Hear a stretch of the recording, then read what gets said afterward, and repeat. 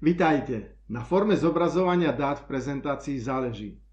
Čo chcete datami dosiahnuť? Myslím si, že chcete presvedčiť poslucháčov, aby súhlasili s vašimi závermi a vašimi riešeniami. No rozhodnúť sa môžu vtedy, ak datám budú rozumieť z vášho uhla pohľadu. Váš uhol pohľadu si osvoja, ak budú počas prezentácie sústredení. Preto na forme zobrazovania dát v prezentácii veľmi záleží. Data môžete zobrazovať vo forme tabuľky. Čo riskujete? Ak tabuľka bude rozsiahlejšia, údajov bude veľa, potom ich čitateľnosť bude slabá. Zároveň táto forma neposkytuje pohľad vo vzájomných súvislostiach. Údaje sú izolovanými číslami. Ste presvedčení, že koláčový graf je tou najvhodnejšou formou zobrazenia údajov? Chápem vás. Veď táto forma poskytuje úplný obraz o celku, ako je o jeho častiach. Rizikom je, že poslucháči musia hľadať súvislosti, ktorý výsek k čomu patrí. Uvedomte si to. Oni o dôležitých súvislostiach nevedia. Oni nepracovali s údajmi tak ako vy, keď ste graf vytvárali. Samozrejme môžete použiť koláčový graf s popisnými štítkami, aby bolo jasné, čo k čomu patrí. Rátajte však s rizikom, že ak bude výsekov viac ako 4, potom štítky veľmi znížia prehľadnosť grafu. Ak sa poslucháči stratia v grafe, stratia sa aj v tom, čo im chcete odovzdať. Ako sa potom majú rozhodnúť pre vaše riešenie?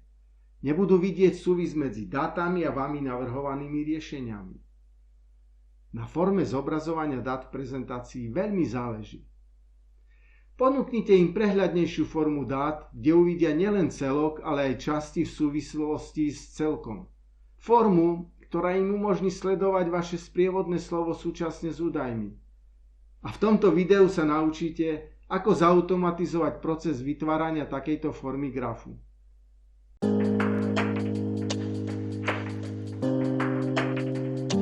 Prajem vám pekný a príjemný deň. Moje meno je Vlado Homoľa a tento YouTube kanál je tu pre vás. Znalosti, ktoré na ňom nájdete, vám pomôžu meniť vaše nápady a vaše myšlienky na skutočnosť. Znalosti, ktoré podporia rast vášho biznisu. Aby sme vytvorili graf, v ktorom budú zotriedené údaje, vytvoríme si zo vstupnej tabuľky pomocnú, zotriedenú tabuľku tak, že keď sa zmenia údaje vo vstupnej tabuľke, pomocná tabuľka sa automaticky pretriedí a automaticky sa to prejaví aj v grafickom zobrazení údajov. Budeme využívať funkciu rank, funkciu countif, funkciu index a funkciu match. Máme vstupnú tabuľku nákladov s 5 strediskami. Tabuľka je zotriedená podľa názvu strediska. Vytvoríme si pomocný stĺpec s názvom poradie. V ňom priradíme strediskám poradové číslo podľa výšky nákladov. Použijeme funkciu rank.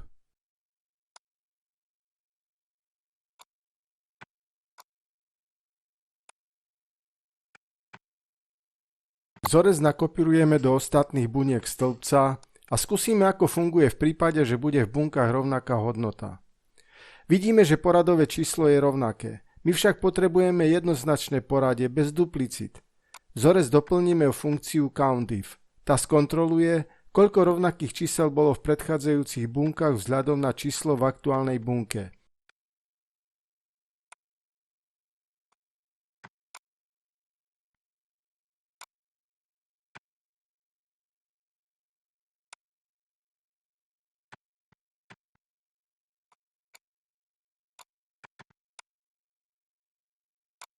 Vytvoríme pomocnú tabuľku pre graf. V nej bude stĺpec poradie s poradím čísel od 1 do 5. Pridáme stĺpce stredisko a náklady, avšak tabuľka bude zotriedená podľa výšky nákladov. Zo vstupnej tabuľky načítame do stĺpca stredisko názvy stredisk podľa poradia. Použijeme funkciu index a funkciu match. Vo vstupnej tabuľke hľadáme stredisko, ktorého poradie je číslo 1.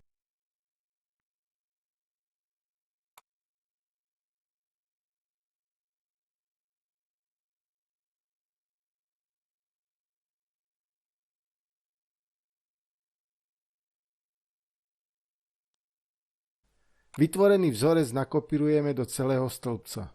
Máme vzorec pre poradie názov strediska. Prekopírujeme ho do stĺpca náklady a vo vzorci zmeníme pole pre výber údajov. Budeme vyberať v stĺpci náklady, a to z bunky, ktorej číslo v stĺpcoch poradie je rovnaké. Urobíme súčet nákladov pomocou funkcie sum.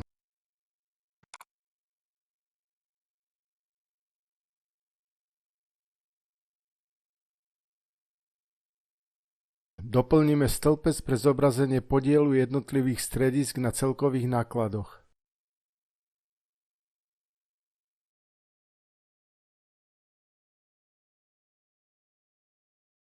Teraz máme všetky údaje pre vytvorenie grafu. Pristúpime k jeho tvorbe. Zvýrazníme stĺpec stredisko po bunku suma a zvýrazníme stĺpec náklady. Na karte Vložiť cez rozklikovacie tlačítko stĺpcové grafy vyberieme 2D pruhový graf. Klikneme na popisky vertikálnej osy. Pravým tlačítkom vyberieme Formatovať osy. Na pravom pase Formatovať osy zaklikneme okienko kategórie v obratenom poradí. Označíme pasy grafu kliknutím myšou. Pravým tlačítkom myši otvoríme komunikačné okno a zvolíme Formatovať rád údajov. Na pravom pase upravíme šírku medzery medzi pásmi. Zmenšením medzery rozšírime pásy.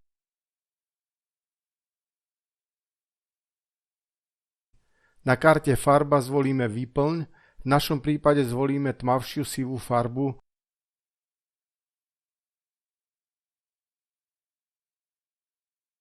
a zrušíme oramovanie pásov. Klikneme na štítky s označením stredisk. Na karte Domov zväčšíme písmo.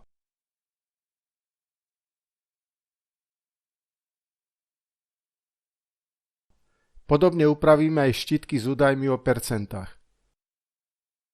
Odstraníme názov grafu.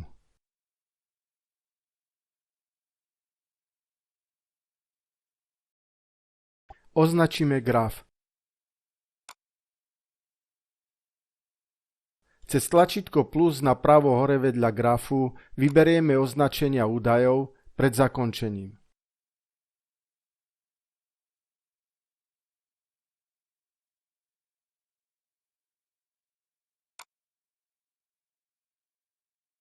Na pase grafu sa zobrazia údaje o percentách. Kliknutím na políčko s údajom o percentách sa na pase vpravo otvorí okno Možnosti označenia. V ňom zaklikneme políčko Hodnota z bunky. Otvorí sa nám komunikačné okienko. My však označíme ťahom myši stĺpec s nákladmi v tabuľke pre graf. A výber potvrdíme v otvorenom okienku kliknutím na OK. Na pásoch grafu pribudli hodnoty nákladov.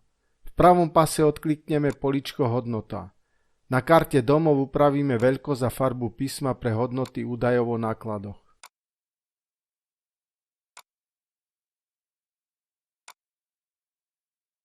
Do grafu vložíme súčet nákladov. Posunieme graf, vložíme pod graf krátku čiaru, upravíme jej farbu a hrúbku.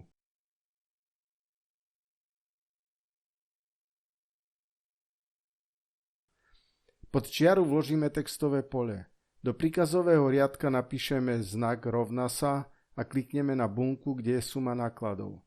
Upravíme textové pole, jeho umiestnenie, veľkosť písma, centrovanie v bunke.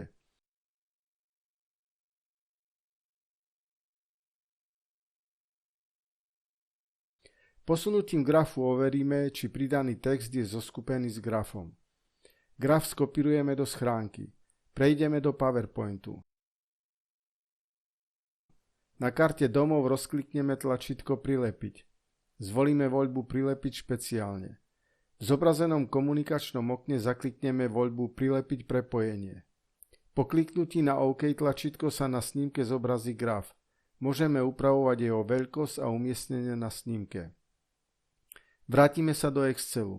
Zmeníme údaj nákladov vo vstupnej tabuľke. Graf sa zmení v závislosti od zmenených údajov. Prepneme sa do PowerPointu a vidíme, že sa zmena prejavila aj na grafe na snímke. Získali ste nové znalosti? Potom toto video zdieľajte so svojimi priateľmi. Ak sa vám páčilo, lajknite ho. Prihláste sa k odberu a nič nové vám neunikne. Ďakujem vám za váš čas a už teraz sa teším na ďalšie stretnutie s vami. Majte sa pekne a dovidenia.